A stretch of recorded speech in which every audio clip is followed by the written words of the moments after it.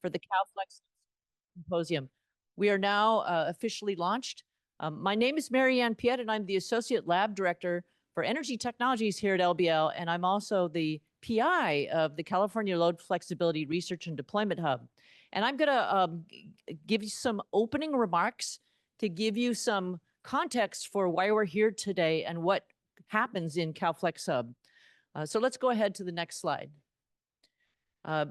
First, I want to just say welcome to Lawrence Berkeley National Lab. There are 17 national labs around the United States. And Andrew and I were just talking about the origin story of the building's energy efficiency and load flexibility work here at LBL.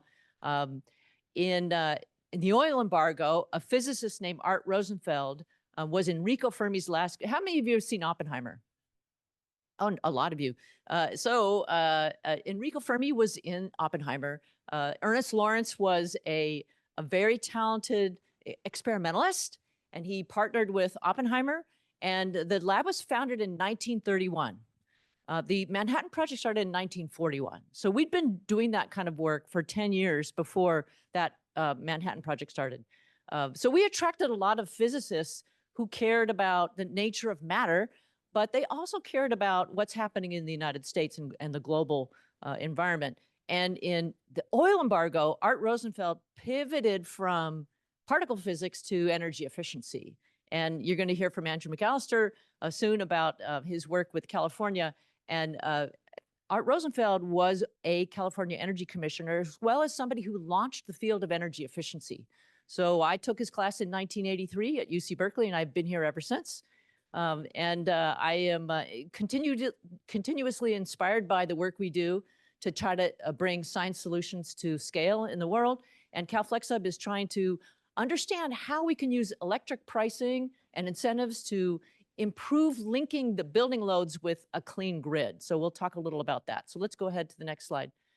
So we are supporting the state's 7 gigawatt goal, which Andrew will talk a little about in a little bit, but we essentially want to help reduce the carbon footprint of buildings. And one way we do that is by using less energy, improving energy efficiency, but also making the electric loads dynamic. We want to have a clean, affordable, reliable, and a resilient grid. So we're trying to understand, we'll be talking about it today. We're going to try to understand how ready are devices to receive prices. So this is prices to devices idea. And can we cost effectively enable buildings to be flexible, to enable us to use standard signals for dynamic pricing and greenhouse gas signals, and then also understand the affordability and reliability and the equity associated with using these things in all sectors. So we're going to talk about commercial, residential, and this is not really industrial. That's for another program. There are over 400 people signed up for today. So we have people joining us virtually. Thank you for those joining us virtually. We have over 40 speakers, and we have over 20 sessions. So we will have some sessions across the street. And again, thank you for coming. And we look forward to hearing from a lot of, raise your hand if you're one of the speakers today. We have a lot of folks who would be speaking. And so we really enjoy this event as a way to help network and understand who's doing what around California right now in load flexibility and how to enable this capability at scale. Go ahead to the next slide. So this is a picture of our portfolio. We have projects related to building technologies, things like pool pumps, HVAC systems, heat pump water heaters. We have some EV work. So we're looking at the building and the link to electric vehicles. We have a lot of work with thermal energy storage. A lot of you are here because of your work in thermal energy storage. I want to thank the California Energy Commission for sponsoring CalFlexHub, but also we have folks from DOE here today. Sven Mume sponsors our energy storage work at the Building Technologies Office, and Ram Naranyanamurthy is joining us today as well. We also do a lot of work in predictive controls, and so we're all looking at AI and how can we use AI to enable load flexibility and advanced controls. Looking at energy storage and batteries. Several campuses have been part of our portfolio and thermal energy storage with predictive control and chillers. Go ahead to the next slide. So this is what it looks like. We have 90 sites in the field now. So what you're going to do in your session today is try to understand what's the status of what we're learning from those technologies in the field. So a lot of single family homes, a lot of this, when the solicitation was offered by the CEC, they really wanted some emphasis on mass market technologies and thermostats.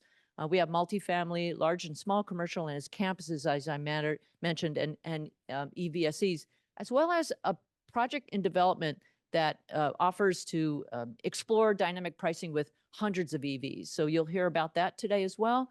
I don't list any of the vendors' names here, but we have a broad portfolio and we have a lot of entrepreneurs in the room that are helping us bring this technology to the market. So we're really excited about this portfolio. And CalFlexHub, this is our, we've had several symposiums and next year's the last one. So we have about a year left in our contract. So we hope to see you next fall as well. And we'll be wrapping up and telling the stories next year. Go ahead, next one. I have 2 slides to give you a sense of what some of this technology looks like. We create electric prices that are fictitious. They're based on what we see from the CAISO prices, and we are creating prices that reflect things like the duck curve and how prices change for different seasons. So we have winter, spring, summer, and fall price shapes. That is a summer price shape on the bottom right, where it's low in the middle of the day and high around dinner time.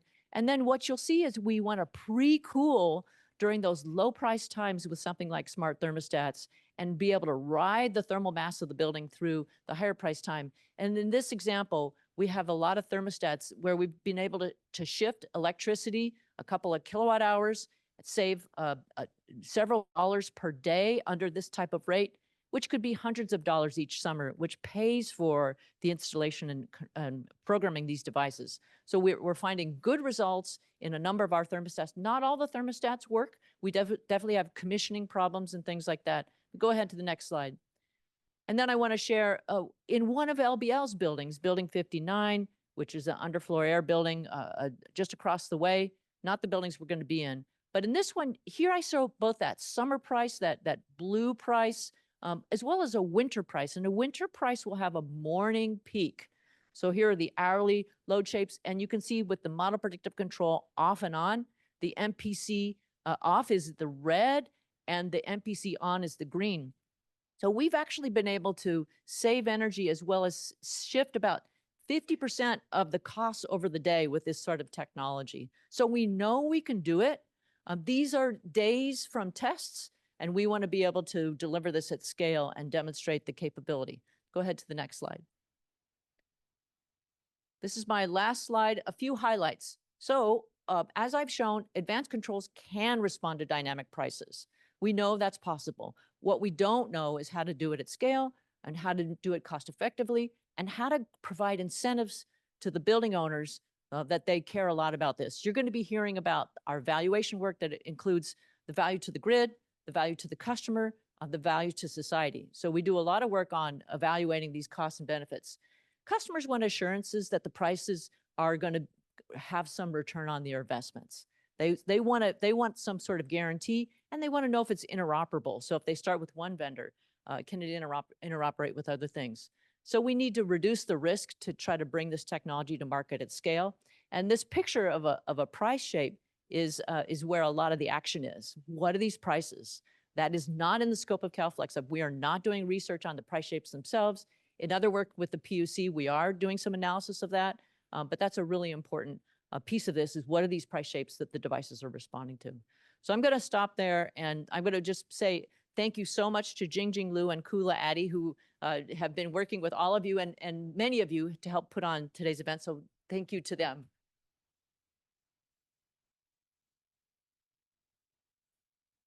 And let's go ahead to the next slide.